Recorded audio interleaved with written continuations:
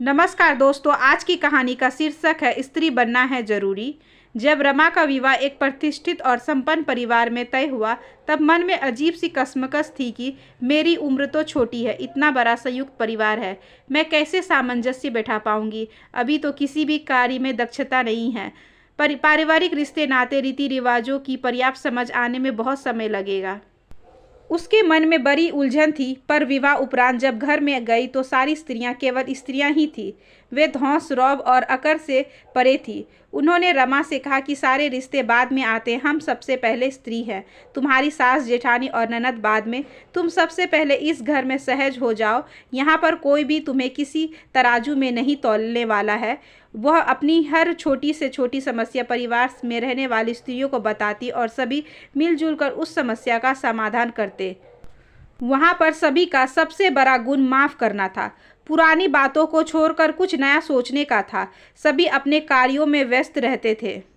रमा अपनी माँ से कहती है कि मेरे ससुराल में सुंदरता, गुणों और अवगुणों को तौलने के लिए कोई तराजू नहीं है। सास अपनी पुरानी कहानियाँ नहीं सुनाती है, मेरे ज़माने में ऐसा होता था, मैंने यह किया था, मैंने वह किया था। जेठानी अपनी श्रेष्ठता नहीं सिद्ध करती है कि मैंने इस घर को संभालने में इतने वर्ष झोंक दिए। ननद हर समय मान सम्मान की दुहाई नहीं देती। हर कोई मुझे सहज महसूस कराने में लगा रहता है। माँ, यदि हर परिवार में ऐसी ही परंपरा स्थापित हो जाए तो हर लड़की अपने परिवार को आसानी से अपना लेगी। माँ, वहाँ एक और विशेषता है कि वहाँ पर दोषों पर चर्चा करना स्वीकार नहीं है। दोषों पर ध्यान केंद्रित करने से उन्नति रुक सकती है, पर समाधान और चिंतन करने से हमारी दृष्टि विकसित होती है। वहाँ पर अपनी गलती को स्वीकार करके हल्का महसूस करने पर भी बल दिया जाता है। माँ, मैं भी अब अपने ससुराल के सहयोग के साथ आगे बढ़ना चाहती हूँ, अपनी सोच को उदार बनाना चाहती हूँ। माँ, रमा के वाक्य सुनकर मन ही मन उस परिवार के प्रति धन्यवाद और मन से दुआएं दे रही थी, जिस परिवार ने उसकी बेटी की जिंदगी आसान कर दी। कभी कभी दुआएं भी बरकत पैदा करने में सहयोगी होती है। शायद रमा के ससुराल की भी यही खासियत थी। रमा की माँ मन ही मन ईश्वर को धन्यवाद दे रही थी कि बेटी की सोच और परिवार की सोच में कितना अच्छा तालमेल दिखाई दे रहा है। भविष्य में मेरा होना या ना होना मेरी बच्ची की खुशहाली के लिए जरूरी नहीं होगा। वह आगे की यात्रा अपनी सकारात्मक सोच और पारिवारिक सहयोग से तय कर सकती है।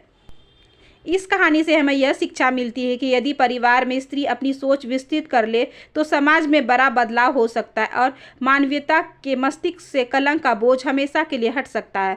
रमा के परिवार वालों की अच्छी सोच की वजह से वह खुशहाली की ओर बढ़ रही थी। सारे रिश्ते नाते सर्वोपरि स्त्री बनने का रिश्ता है। हमेशा पुराने संघर्ष या कठिनाइयों का जताकर भावी पीढ़ी को अपनी श्रेष्ठता बताने का प्रयास न करे, बल्कि उन्हें सहज बनाकर अपने परिवार में शामिल करे। आशा करती हूँ कि आज की ये छोटी सी कहानी आपको अच्छी लगी होगी। अगर अच्छी लगी हो तो please like, share and subscribe करें। हमारे चैनल को ज़्यादा से ज़्यादा शेयर करें और बेल आइकन को ज़रूर प्रेस कर लें ताकि अगली वीडियोस की नोटिफिकेशन आपके पास सबसे पहले पहुँचे। धन्यवाद।